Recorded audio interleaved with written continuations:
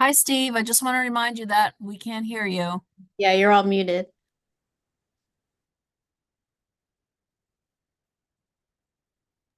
How you doing, Michelle? I'm good. I don't think they can hear us. I don't either, which is a little concerning. I don't think I have the cell phone of anyone I'll that's, call Michael. thank Is you. Andrea there? Who? Andrea? I I can't. don't see her. Okay. Um,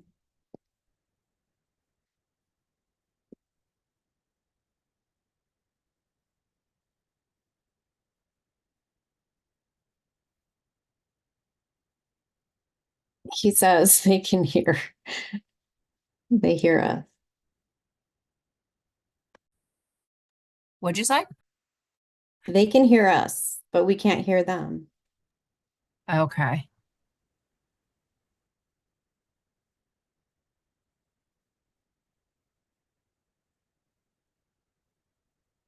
Oh, there's Andrea. I see her, right? Isn't that Andrea? Hi, Yeah. Andrea. Okay. All right, then maybe she can't hear us. Okay, you can hear us? We couldn't hear you at all. No, you weren't.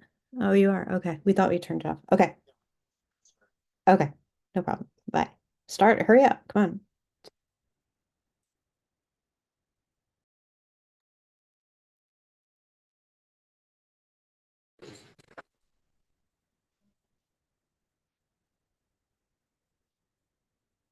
Recording, right? Yep. You have Michelle. You're missing Jean, Sarah. That's it. Sarah's away though. Yes, I think she's away, yeah, she was. Did she tell you that she was gonna be missing this meeting? She didn't say she was gonna be, she told me she was going away. I didn't put two and two together that she would be here. Just a reminder to let us know, Yeah. that me and. Well, she did. And She may have she put asked sufficient if by saying somebody she was were going to away. sit in her stead. Is somebody doing that? And I will Yeah, you must. yeah, no. We have a core, I'm just saying, like, Okay. I mean, we've had a couple of issues lately where we didn't know people weren't gonna show up. And that's not okay. So, yeah, I do remember that email, it wasn't a specific request, but it was clear. Right. But there have been others, and we just can't have that, because we don't have a quorum. We don't Right. have this done. No sense being here. I'm sorry, I just wanted to say that. Okay. Yeah, and Andrea, like I did let Steve know that I have a medical reason Oh, no, and you to be told me on to. Zoom and but yeah, and I'm wasn't directed to quorum. you, and just in the last few months, it's happened a couple times, so. You happen. Right. I just wanted to say, just so the public knows that I like part of the quorum and have reason. Yeah, and you could vote too, because of Right. your, yes. Okay, so we're gonna call the meeting to order. It is 6:45. Welcome to the September meeting of the Community Development and Housing Committee meeting. We have kind of a short agenda, so we'll get moving. First on the list, Bartek, do you want to come up? We'll have his monthly update. Lisa, if I could please have sharing privileges.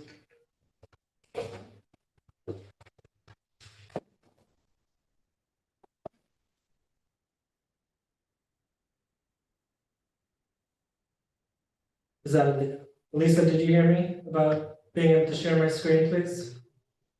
I'm sorry, you're breaking up. Hold on.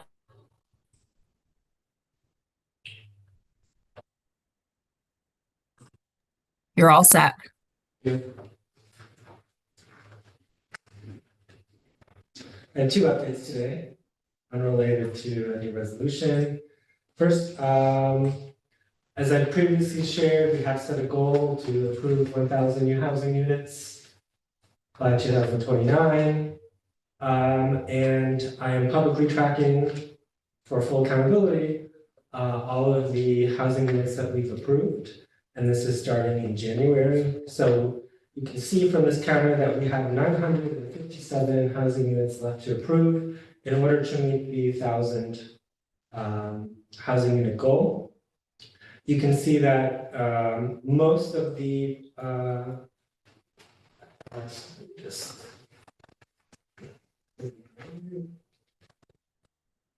most of these units that have been approved are on the smaller end, which is actually something that we had hoped to encourage within the zoning code, right? Because we're allowing an increment of housing to be built everywhere in the city. And so some of the earlier projects are taking advantage of that, adding a little housing here, adding a little housing there. Of the units that have been approved, you can see that only one met the criteria. Only one affordable housing unit has been created of those that have been approved. Because they have, That's a two. What about number 12? Go up, yeah. yes, of those that have been approved, 2 are affordable based on the definition in the form-based code and the thresholds in the form-based code. Any questions on this tracker?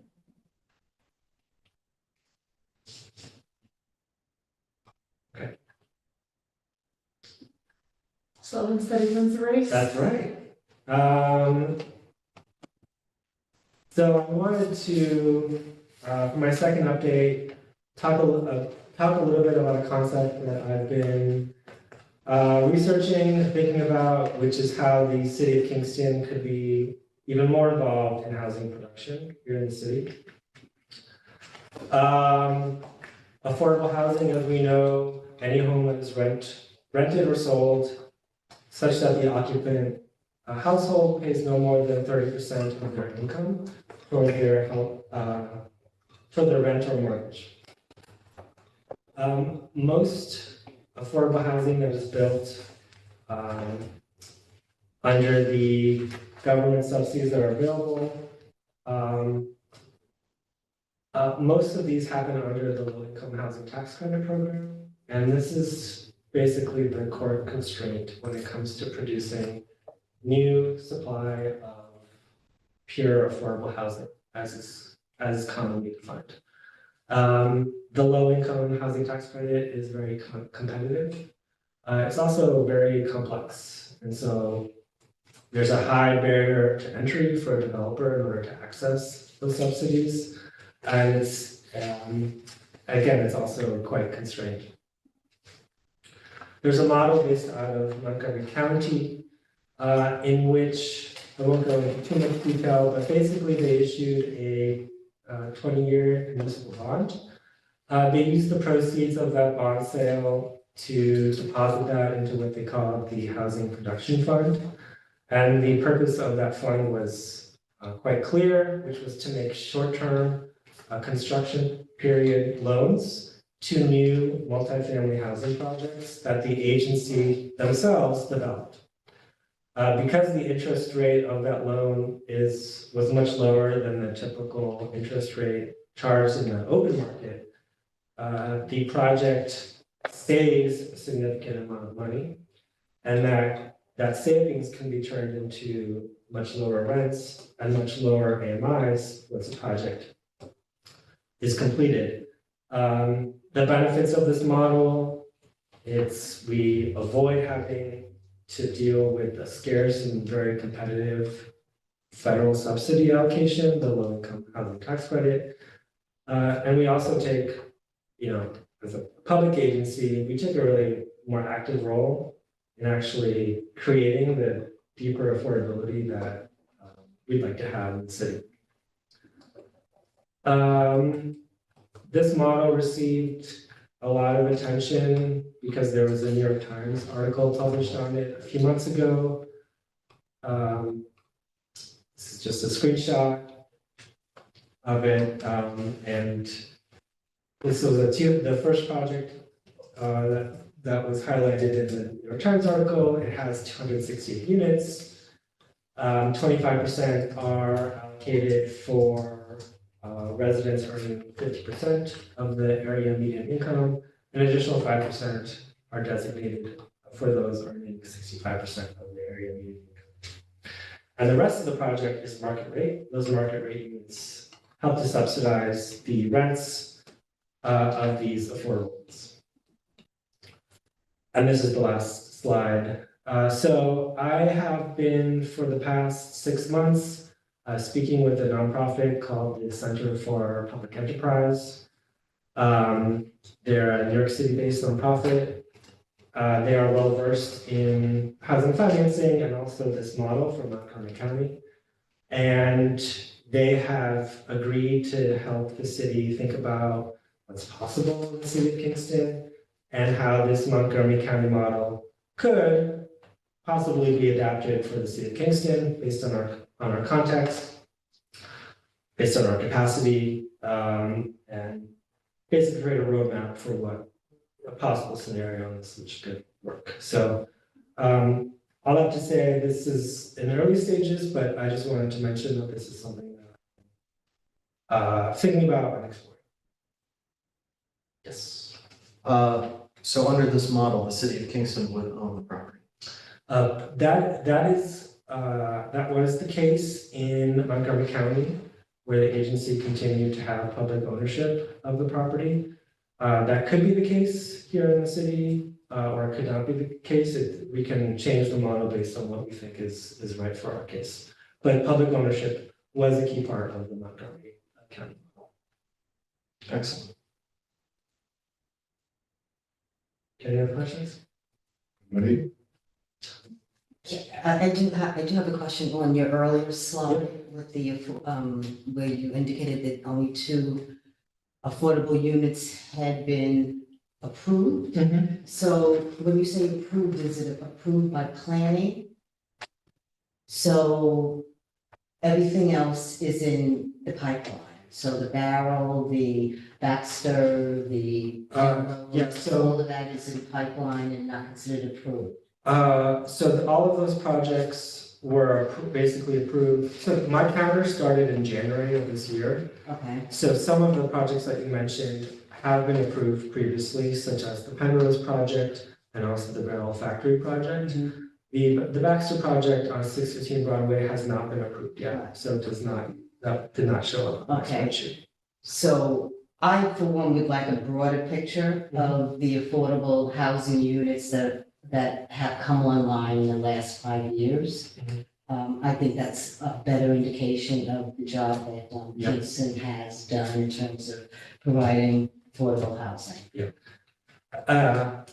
I can, build that out, it's not a problem, but in terms of the 2 major projects that have actually come online, there's only 2. And that is the Energy Square and the Landmark projects. And both of those were REPCO projects. And so there used to be, from the county, a subsidized housing report that gave you an indication of the number of subsidized units in each municipality, and it no longer does that. Is there a reason why you wouldn't want to report out how many subsidized units are in different municipalities? What do you know what county report that was? It's the Ulster County Housing Report. Okay, I would have to take a look, I'm not sure. Okay. Because it gives you an indication as to how the city of Kingston has responded versus Woodstock versus Sure. Gardner. The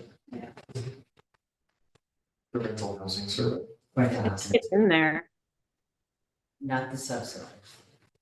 Like the percentage of subsidized units per municipality. Yeah, I did see that I believe I saw that in the last survey that the county did, where they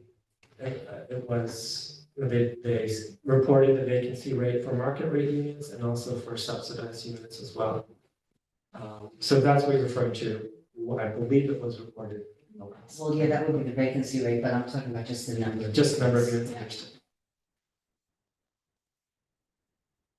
And then on the bond issuance, that sounds like a fantastic idea. That would go a long way to, in terms of providing gap financing for developers.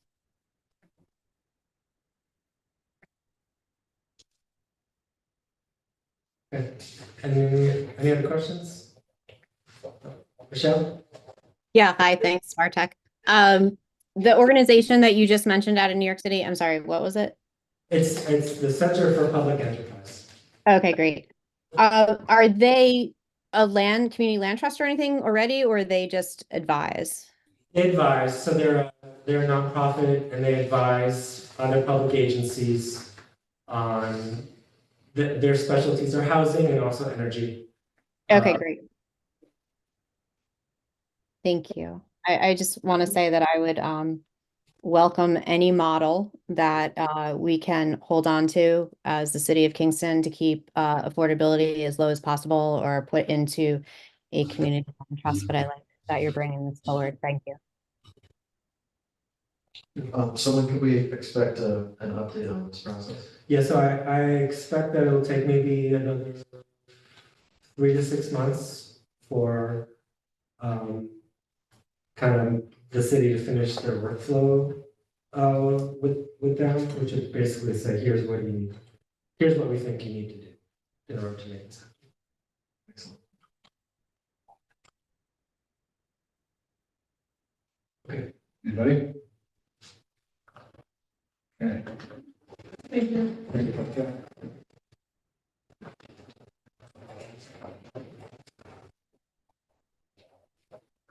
Okay. Second under new business, code change to redefine affordable and workforce housing.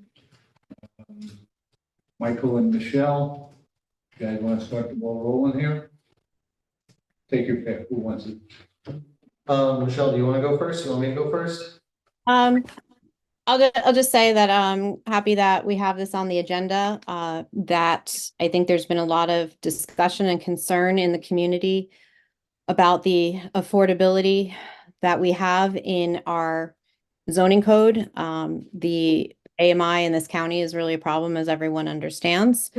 And as you know, started looking into this again, the county itself has made some adjustments in some of the programs that the city of Kingston is involved in, which brings things into perspective, because at 80% AMI, for affordability is actually more than market rate. So I'll let Michael finish up. Thank you. Yeah, so presently, the way that we define affordable in the city of Kingston under our new form-based code, which was adopted last year, it puts affordable at 50 to 80% AMI and workforce at up to 120% AMI. And AMI is only broken down as far as the county level. So the county level for AMI is roughly $100-something thousand for 100% AMI. So 80% AMI could be anywhere between $50,000 to $70,000 roughly, which is not really who we should be targeting in this sort of triage level housing crisis that we're at. So the changes that we propose to switch to a fair market rent appeal or a lower AMI, whichever happens to be lower, not only is in line with the county and what they're developing through the Housing Action Fund, but would also actually aim for the target populations that we are trying to build affordable housing for. These are the people who, need affordable housing, who don't necessarily make that as much money as 120% AMI is a lot of money, and frankly, should the city be subsidizing or building apartments or preferential, looking at those in a way first for workforce, if that's who the workforce we're defining really extends to, high-level county employees and the hospital. Really not the target for a true affordable housing model. So this code, this small change to the code would really highlight that. We included in the backup or in the added materials some of the things we came across that really highlighted, specifically the American Community Survey, which does break down to a city level, lists our actual household income at roughly $60,000. So it's a significant change from a countywide AMI. Okay. Do you think, your opinion here, you think the influx of folks coming in from out of the area is skewing?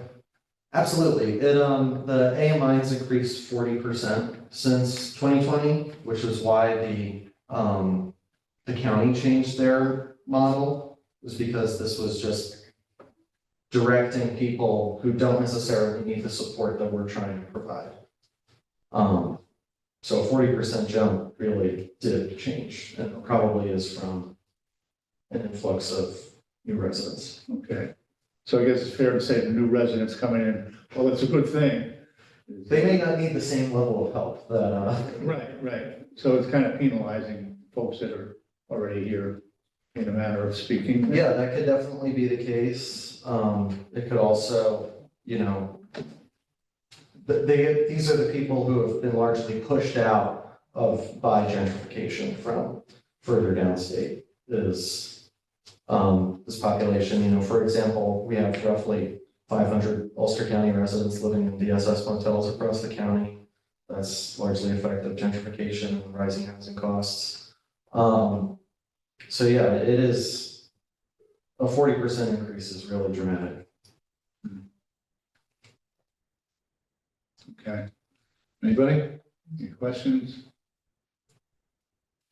I guess I'm a little confused about how changing the zoning will impact development activity. Meaning, if the AMI, if they're sort of designing for that AMI, they're willing to produce affordable housing, and they've been told that, these are the AMIs, these are the benchmarks that they need to hit, 50 and above, and then workforce. So they project out those costs and that income over time. And so how would changing the zoning code impact that process? It would affect the rents that they could charge, so they would have to factor that into their calculation and cost models. But right now, our affordable housing is roughly $1,600 for a studio. That's Brooklyn prices. That's not anything is that really affordable? Oh, yeah. So- Can I add to this? So the controlling AMI for affordability is part of the zoning code. It was passed last year. So that's where it exists in our code. And that's what then potential developers follow. Okay. Does that answer your question? No, I understood that it's in the zoning code and it's at higher levels and you want to reduce it prescriptively. I'm just wondering though, how that encourages additional development. Or will it impact additional development? If you have now, if the developer now has to pencil out using those, that income stream, which is going to be lower, are we back to where we were then? I mean. But these, under our current model, sure, they could whitewash their project and say they're building affordable housing, but they're not. They're building housing that's beyond market rate Right.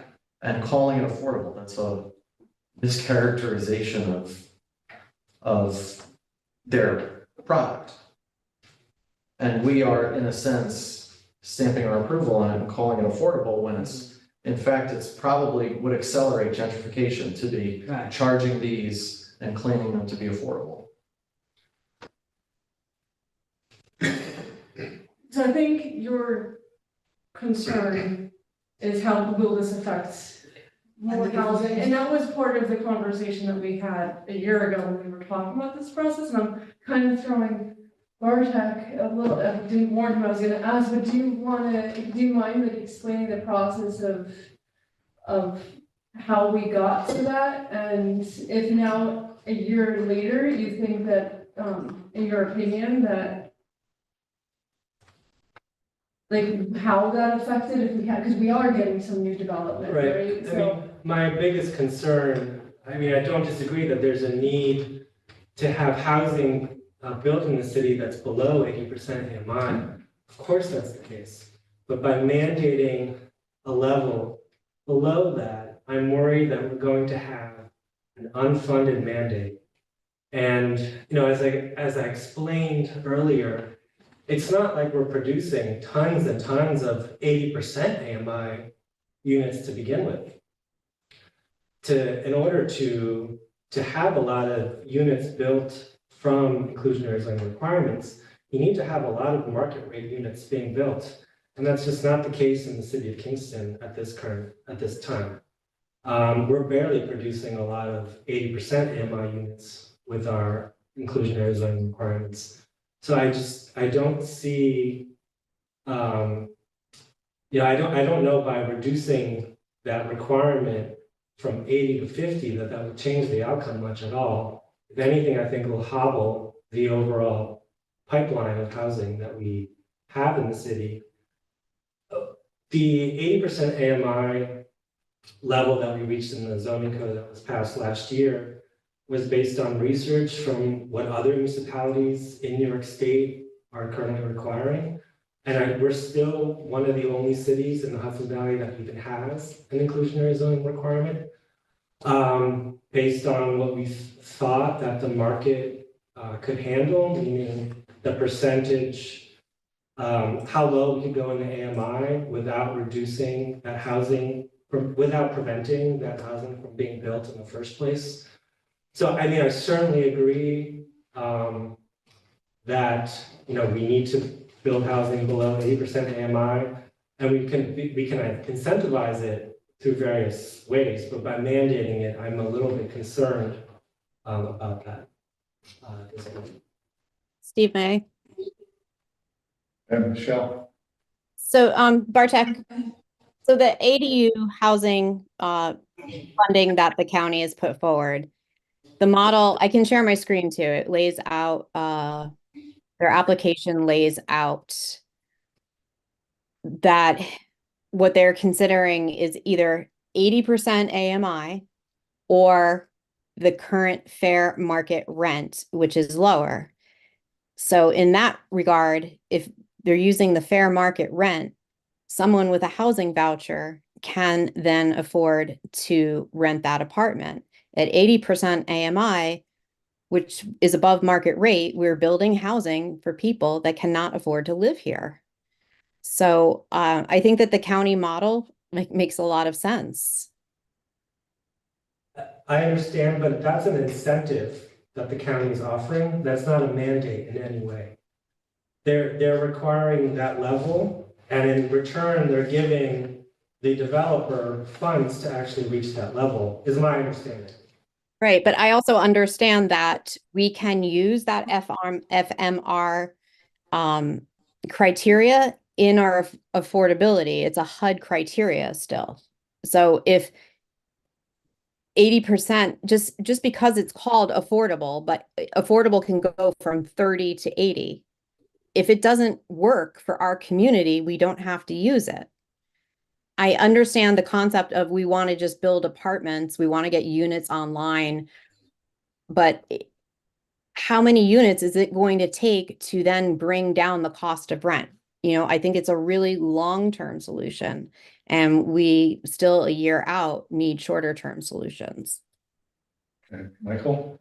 And I would really push back against comparing us to other counties or other cities. Ulster County is an absolutely unique, and Kingston is an absolutely unique perspective of having this, again, 40% increase of AMI in just 4 years. If you look at our nearest population counties, Broome County, the AMI is 88,000. So 80% of that 88,000 is truly the target audience.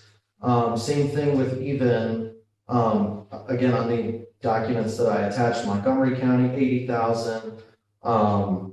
Dutchess is lower than us even. Columbia is lower than us. We have had a huge increase in the wealth coming into Ulster County that for us to use countywide AMI is an improper tool for the type of audience that we are trying to build housing for.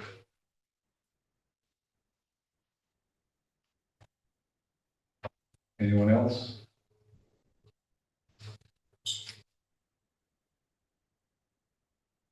Yeah, I'm not sure.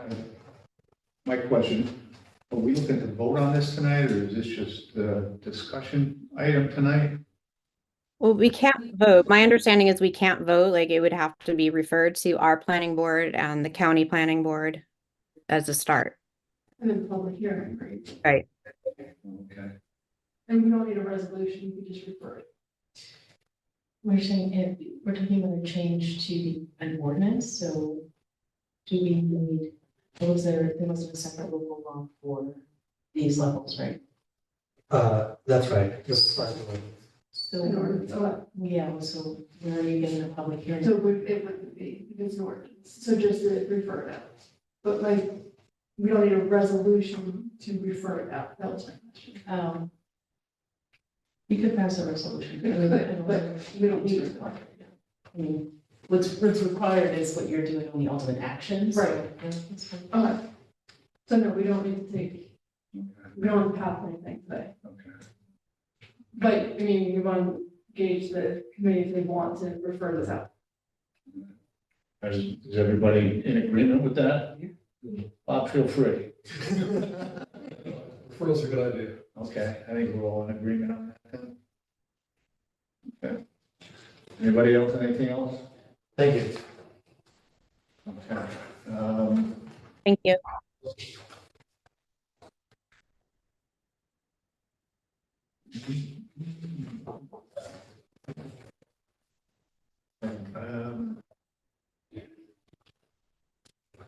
Artek, that brings us back to you again. Potential acquisition of vacant parcels.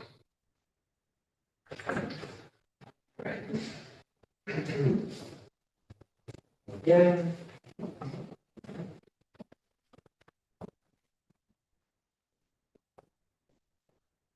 So some of you are familiar with the vacant site that exists on the corner of Garrigan Drive and Broadway.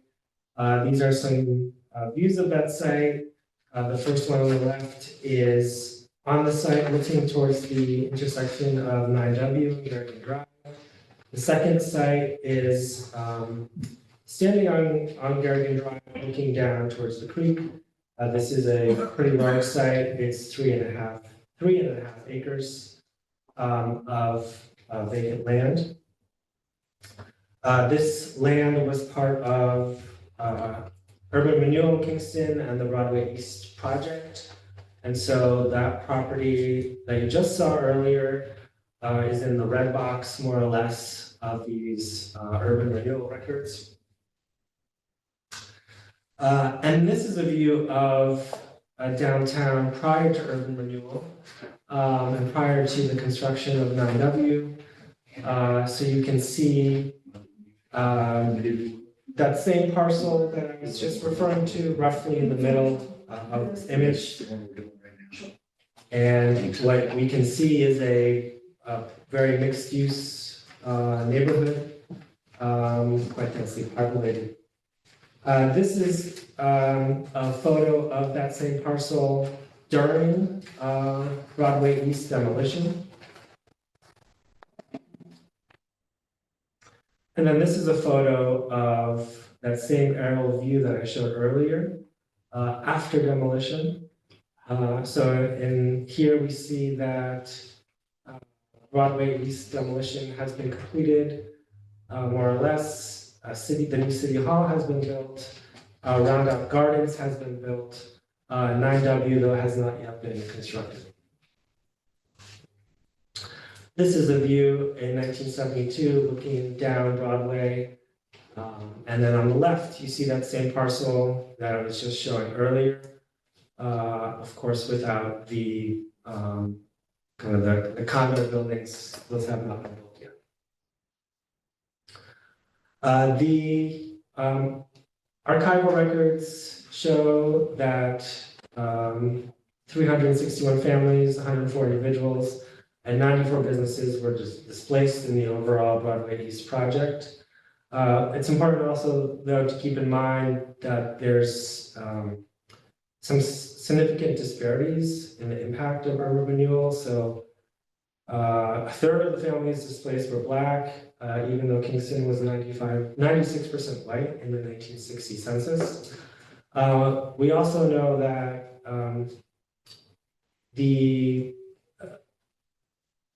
one's income and race also impacted where you went after you were displaced. And so if you were low income and if you were non-white, you also had a harder time finding adequate housing post-urban renewal.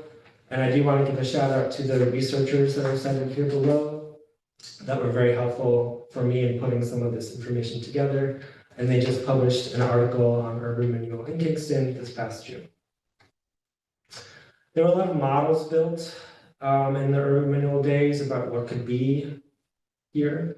So this was one of the models. Again, this is the same parcel that I showed you earlier. There was also a lot of promotional materials that were built trying to sell urban renewal in Kingston, about what would come after, how it would create a new attractive neighborhood. And the focus of the parcels I shared earlier was for that to be primarily commercial, and it would become a new kind of commercial center served by 9W. So that brings us to the present day. Most of this site remains vacant and completely unused, despite having been part of urban renewal in the 1960s. And so what we are proposing is that the city of Kingston takes ownership back of this property. And when I say property, I'm referring to everything that's within the yellow dotted line here. And this property is currently comprised of 42 individual parcels. And there are 3 different owners currently of mixed in for these 42 parcels.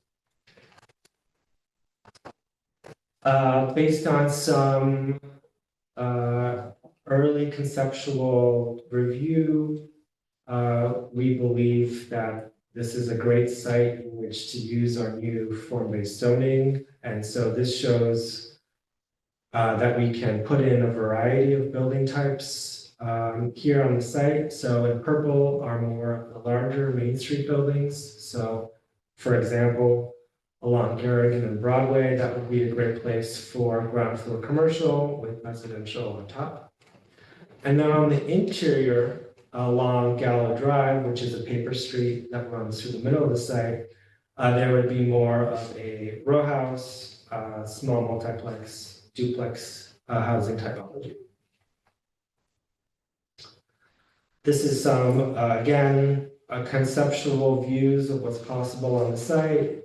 This is the Broadway view facing, you're on Broadway facing NW. And then this is an interior view on Gallo Drive, again showing a host of different housing typologies that are possible on the site under the new zoning code. Our estimate is that a development like this could support approximately 200 housing units, organized as a walkable urban neighborhood with approximately 30,000 square feet of commercial and nonprofit space. So as I mentioned, my goal is to acquire these properties. It's been too long for them to continue to be vacant. This morning, I sent certified letters to the 3 property owners, asking if they would be willing to sell the properties to the city of Kingston. However, depending on what they say, the acquisition process would be eminent domain. And so the resolution before you tonight would be to set a public hearing date for that eminent domain proceeding. And that is proposed for October 29th. Because I already sent you the date, and I said, there will be a public hearing coming. This is what that is. So you all have the date saved. I can't officially call it until we pass this resolution October 1st, but that gives us time, and that's also will be the date of the second public hearing. So For something, suppose they agree to a setup, are we still gonna have the public hearing? If all three property owners agree, then we would no longer have to follow the eminent domain process that is set out. Right. So it's my assumption, we would not need a public hearing. Um, Can I just add one thing? This is kind of a leaving all doors open for what the city might need. So like Bartek just said, the property owners could decide to just negotiate, but there are a lot of steps in eminent domain that sort of echo some of the steps in other processes that you might have been more familiar with, like foreclosure or, some of the vacant abandoned property proceedings where you have to have certain like notice requirements satisfied, public hearings, and in this case, findings of the public use.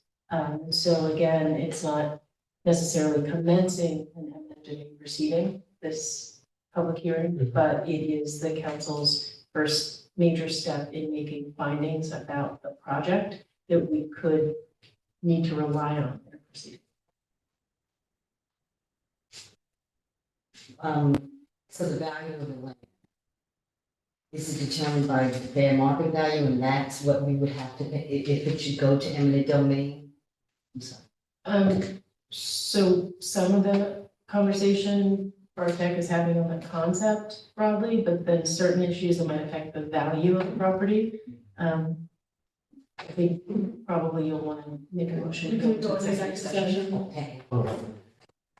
Michael? Is there a second to go into executive session? I can, yes. To discuss. It's in the specific provisions in your communication. I didn't memorize it. Yeah, it would be- Discuss potential property transaction effect with the conversation about it. Public law 105, and I think section H, I'm not sure. Yeah, I can't remember. Oh, Actually, I don't remember in my notes. We worked. I have it in my notebook to say that I don't think I'm ready. Public law 105H, public official. To discuss a potential transaction involving real property, where discussion may impact the value of the transaction being contemplated. Or thereabouts. So moved. Please be a second. I can't vote. Would you like a second to go? Oh, you're not, you can vote. Oh, I can, yes. Yeah. All right. Then call for the vote. Yes. All in favor? Hi, Yes. Can someone call me? yeah, I got you. Thank Okay. you.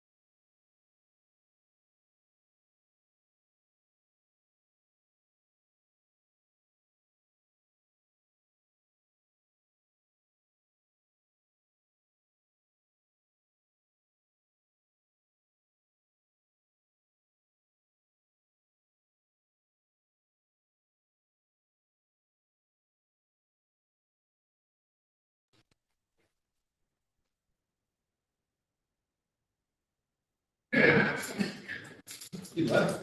Let me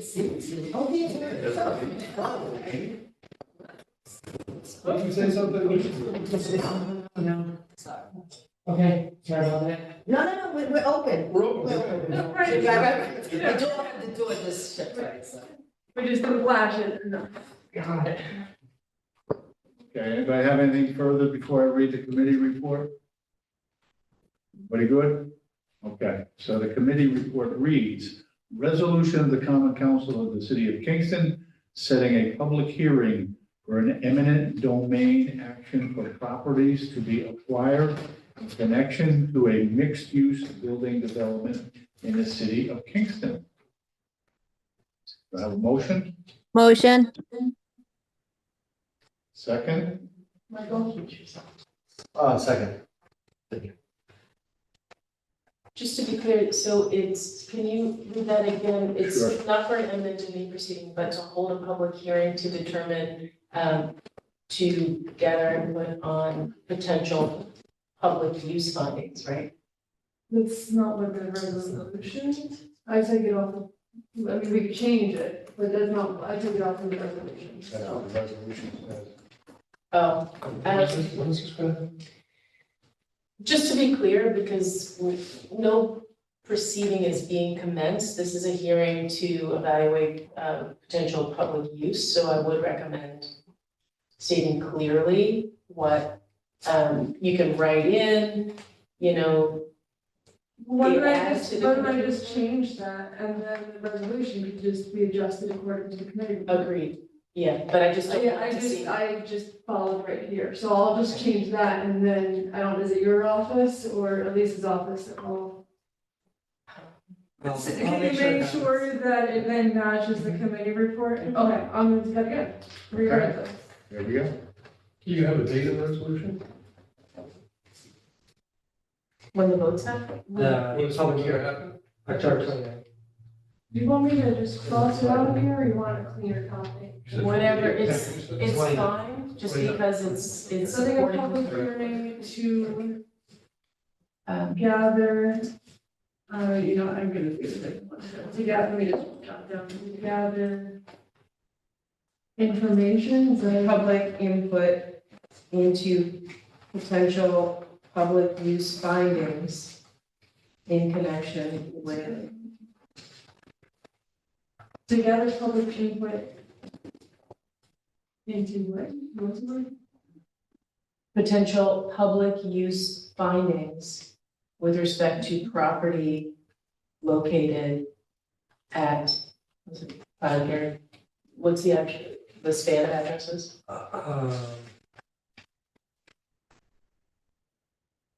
Not different, you could say. Garrigan Drive properties? Garrigan Drive, yeah. Yeah, keep it easy. Because I just don't want it to seem like the council is resolving to commence a proceeding.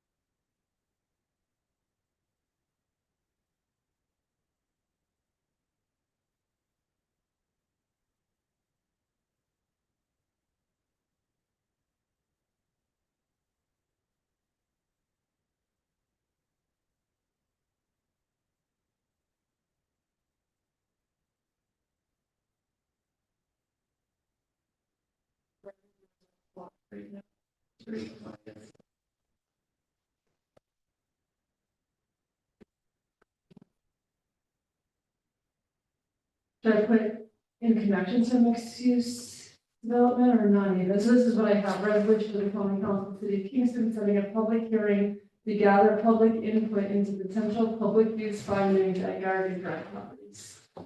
I sent you. I mean, it's just bad Oh, okay. for the resolution, so it's totally No, fine. Okay, and then if you make sure the resolution matches this language. 2019, they used to break down. And you could, and you already, well, actually, you could read that again. Okay. Public. Yeah, definitely, like, had more time to think about, but I wouldn't do the same word 3 times, but. All right, backing up just a tad here, I'm gonna read this again. Resolution of the Common Council of the City of Kingston setting a public hearing to gather public input into potential public use findings and at Garrigan Drive properties. Okay, And so you had a motion by Michelle. Michelle, you want, Oh, but maybe not. okay. Michael, you still good? Yep. And just don't forget, you have to ask Michelle for permission You have permission to sign my name Okay, for the vote. Thank you. okay. Anything further before I call for a vote? Everybody good? Okay. All in favor? Aye. Aye. Aye. Anybody opposed? Okay, motion carried.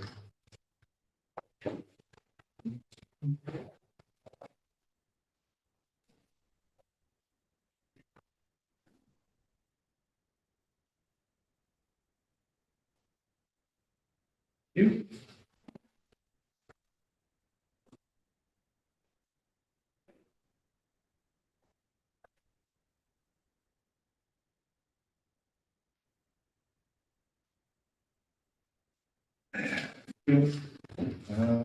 Okay, actually, that is the end of our new business. We have a couple old business items.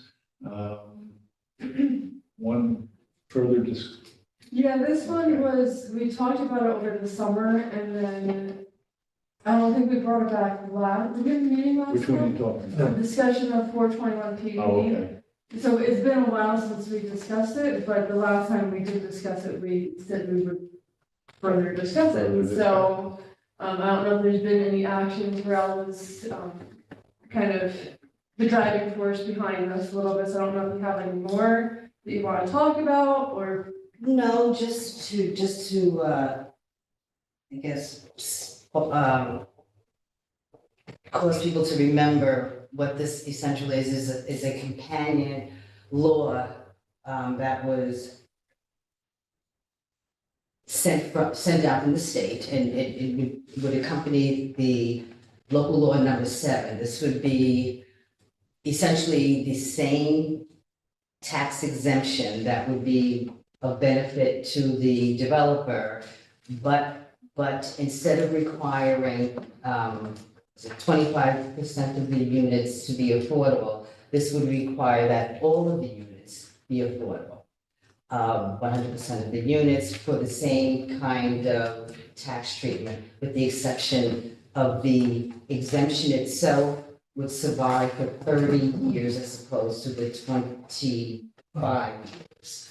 And so this, to my mind, was a way that we could encourage affordable housing at 100% rate while giving these kinds of benefits, as opposed to giving those same benefits to those developers that were only being required to produce 25 years. So it was almost like subsidizing the 75% of the units because they agreed to 25%. So this would sort of obviate that.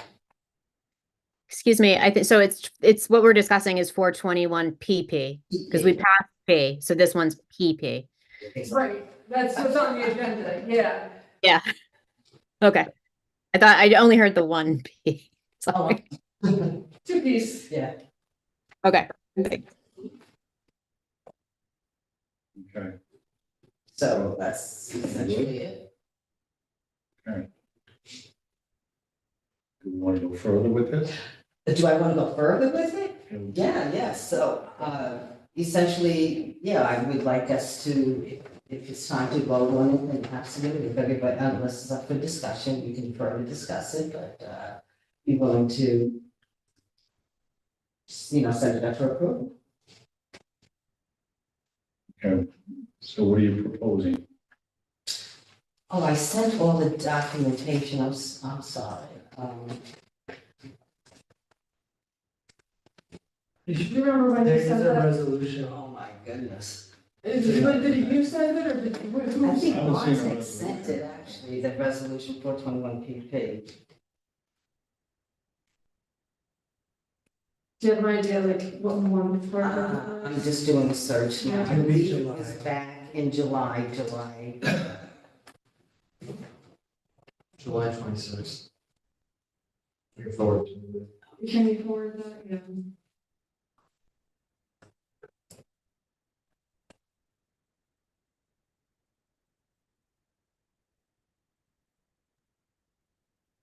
Did we ever have it on the agenda? Yes, we've had it Okay. on.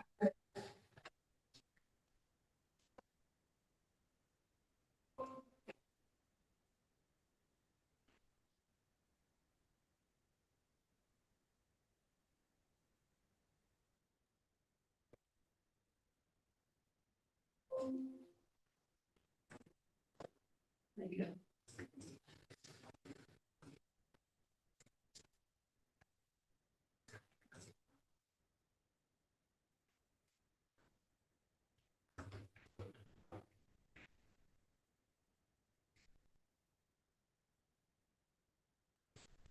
That's not the resolution. Yeah. Oh, That's not the sorry. resolution.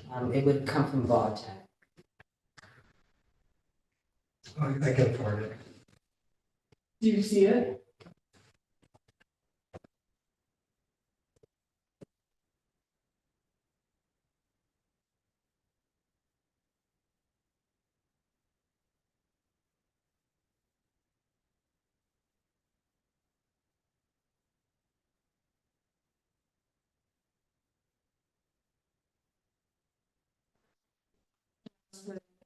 Look this over again and consider it and feel comfortable moving forward?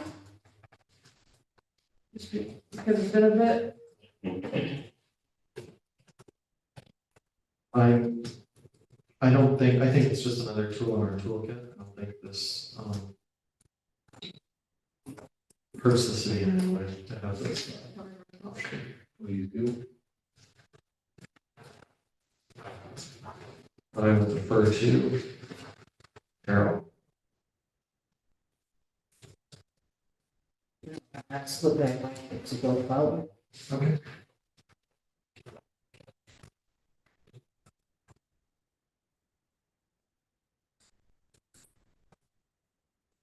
I did speak with, just so you all know, I did speak with Mike Gilliard, I spoke with Rucko, Kevin O'Connor, and a couple of other folks. And they were, as you kind of just prompted me remembering it, because they all kind of use this term, another tool in the toolbox. I personally don't like the idea of giving up, taxes, but gotta do what you gotta do, I suppose. So I don't see the actual resolution posted in July. It was just discussion. No.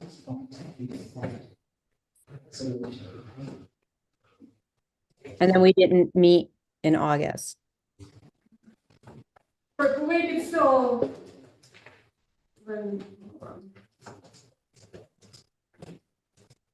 But we could still come up with a committee report passing a resolution. Okay. We don't have to stick to I mean, that's with any of our committee work. We don't have to stick to exactly what's on the agenda. The magic of committees, we can do what we want, as long as the general idea is up for public knowledge on the agenda. Okay.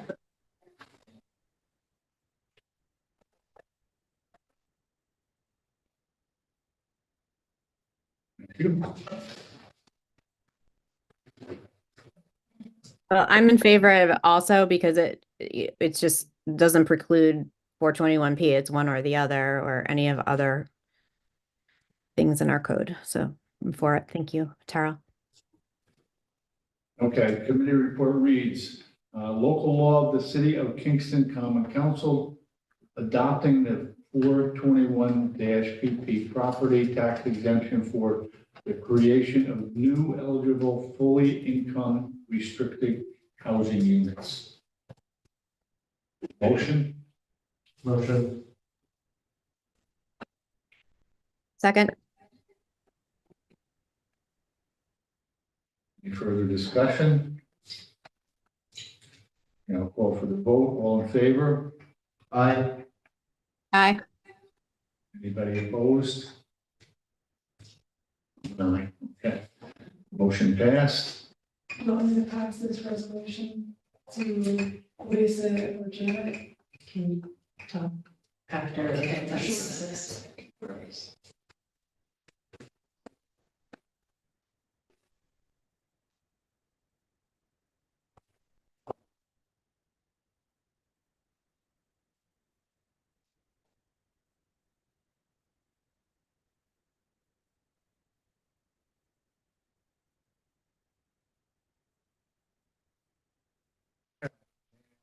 Like last but not least, there was a resolution, must have been last month.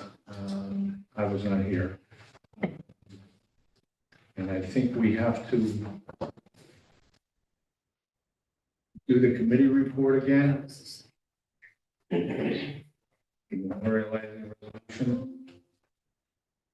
Yeah, so this is a TPU resolution. Do it again? The tenant protection unit resolution. So I'd asked it to come back to committee because I thought that there was progress on it at the state level, but there's not. So I'm asking it to go to the floor again for the full council in October. Steve was just asking a procedural question. So I'm just gonna, would have to Great. be voted out of committee. So I would do it different. We can't use this stuff. Right, because are you also accusing yourself? I will, yeah. Yeah, so we'll want a new committee report. It could say the same thing. Do you want me to write it? Yeah, you faster than I do, neater than I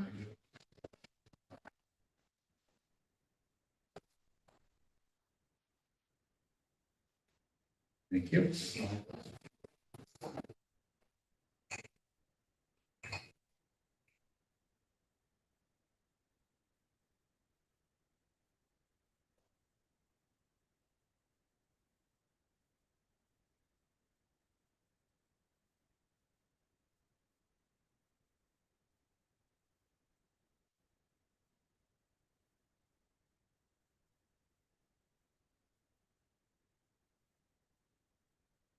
Jinxed me, Steve, I keep messing up.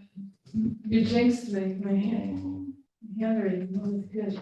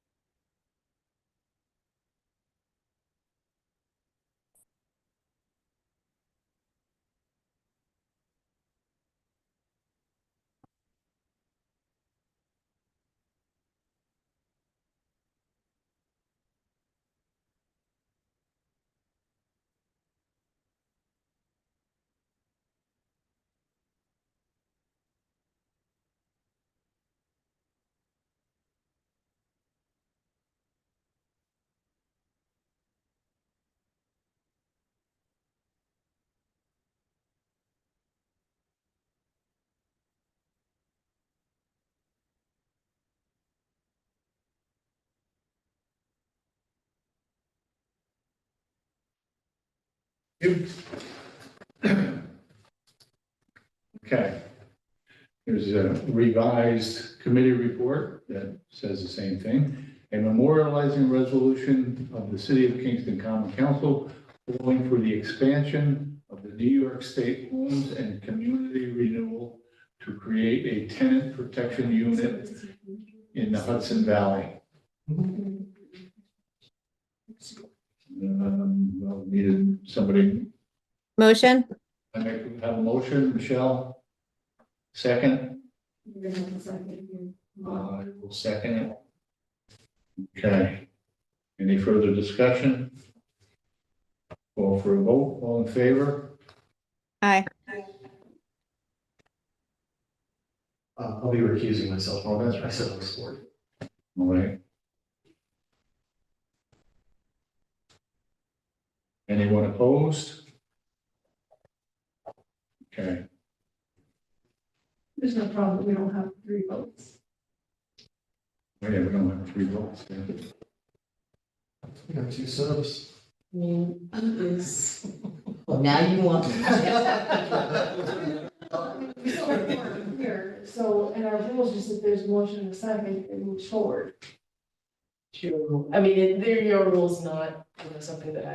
You're Carry her fine. through one. So I mean, we do have a quorum for the meeting, so we're not breaking open meeting law, and our rules are if there's a motion and a second, it moves forward. So just to explain that, so we are good, well, we're good.